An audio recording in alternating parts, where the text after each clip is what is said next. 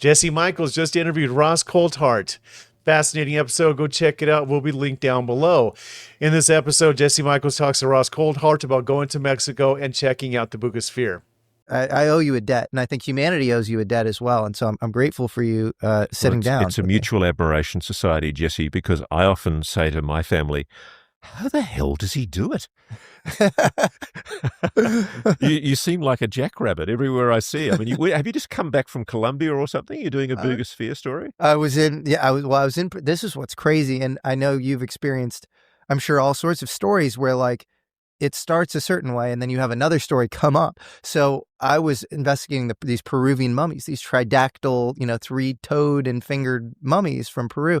And then on the way back up to the U.S., I stop in Mexico City to meet with Jaime Maussan, who's a big proponent of this. And 2 days before, he happened to get this Buga Sphere sent to him or whatever. And so I happened to be there.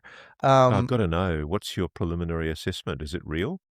It's so hard to say. Did you see what my friend Roni Vernay posted on Twitter? Repeat it for the audience. A fuel tank. So there's a particular shape of fuel tank that is exactly 9 liters, and it's got similar holes to the one that Yami is relying on, and it does have the same seam running along the side. It looks like a direct visual match with a few changes, as if somebody's cosmetically altered it. It's definitely remarkable, just the fact pattern. So, as you know very well, whenever you take a hard stance in this world, you get a ton of flack. So I'll just give you my fact pattern of what I've experienced, and then people can sort of decide for themselves. So Jaime Maussan was given this thing. It was taken in Buga, Colombia. That's why it's called the Buga Sphere. It was given by a guy. So this video was taken by this guy who is, I guess he does mining and metal detection underground. And it's a multi-minute long video of this thing flying in the air. You've seen the video. And then he picks it up in the forest, and there is a little gap in the video. So that does beget a question of provenance and why is there a gap in the video? And then he has it for a while in his possession. He ends up giving it to Jaime Maussan. And there are symbols around the top. Apparently it's an aluminum alloy that's, 3 times the hardness of what we generally use in conventional aerospace. And then maybe the most interesting fact I can give you that is new to the audience as well is I showed photos of the symbols to Mario Woods and to Randy Anderson. Mario Woods, 1977 Ellsworth Air Force Base experiencer. And then Randy Anderson is this guy who was taken underground, at Crane, Naval Surface Warfare Crane, and was possibly shown some off-world technology. And both of them freaked out because it was like these were the symbols that they had both seen. Mario inside the craft. Yeah. I want to give you something because I'm not sure. And again, I am not avowing that this is my opinion. Neither of us are endorsing the Bugasphere. We are these are facts that we are neither endorsing nor debunking. That's right. But I did what I'm increasingly doing these days. I took a photograph of the sphere and I uploaded it to AI, and I asked AI, in this case I think it was Grok, and I said, can you please decipher these symbols for me? And it came back very quickly and said, the circuit. And that, I have to admit, made me think it was a hoax. Now, I'm not saying it's a hoax, okay? But what I am saying is that came back when I put it through AI. But AI is often wrong.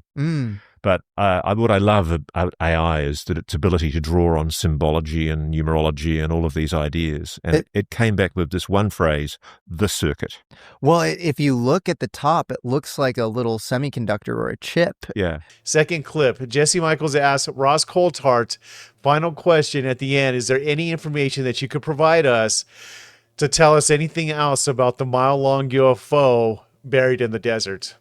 Ross, this has been an honor. I have one final question before you go. Is there anything? Joe Rogan just talked about this. Everybody talks about this amazing bombshell thing that you reported on. You know what I'm going to say? Yeah. This UFO possibly found in that they needed to build a bunker around that was a mile plus long. Anything you can say about it?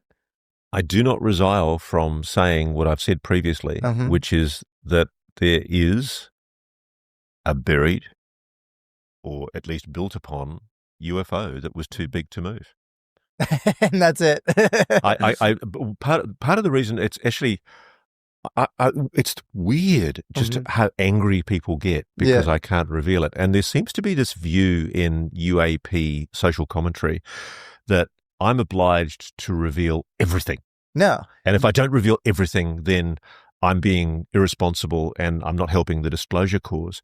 And one of the things that was steeped into me as a journalist, I've been privy because people started leaking to me things that they probably shouldn't have done, to secrets where, including from America, I should not have them. And I've been shocked that I've had these things in my hand and I've gone, holy hell. And in some cases, I've burnt them. Wow. But the worst one for me was when I covered I was made aware that Australia was deploying special forces troops into the Iraq desert, probably 3 weeks before the war started. And a friendly special forces operator told me that this was happening. And I initially got really excited. And I actually went and spoke to an editor about it and said, look, I've got this story. I mean, they're deploying SAS troops. We're going in, we're going to be in the Western Desert. And then we kind of looked at each other and went, nah. And I spoke later on. I did a story with the Australian SAS about what they'd done in the Western Desert. And I asked one of the guys who'd been there, if I'd revealed that, what would have happened? And he said, we would have been killed. Oh, my God. Well, there you go. And so in the case of the buried UFO, I can't reveal, because if I reveal why I say this, it would compromise it. It's a very sensitive place. That should be enough of a guide for you. And to reveal the full extent of what I know would compromise the lives of young men and women who are doing good things for America, completely separate from the UAP program, and they're probably oblivious to what's sitting downstairs. That's as valid a reason as ever. And it also, to argue on your behalf against the people that say that's bad for disclosure, you're going to torpedo your relationships if Absolutely. Right, those are the two clips I have for you guys. I felt like those were the two clips that captivated me the most, and I really wanted to get them out to you guys so I could get you guys' opinions and thoughts on what you thought of those two clips. The Buga Sphere, what do you think? I don't know that I am any which way or the other. I am a little concerned why we don't have our biggest scientists looking into this and trying to figure out what's going on. But the fact of the matter is we just don't have enough information to make any kind of educated, definitive answer on what the Buga Sphere actually is. And do you guys have any thoughts about the mile-long UFO that is buried in the desert, and your thoughts on why he's saying he can't give out any more information? You guys leave all that stuff down below. I hope you guys enjoyed this episode, and you guys go check out Jesse Michaels' fascinating channel. Go subscribe to him and show him some support. He makes some great videos over there. You guys, peace out.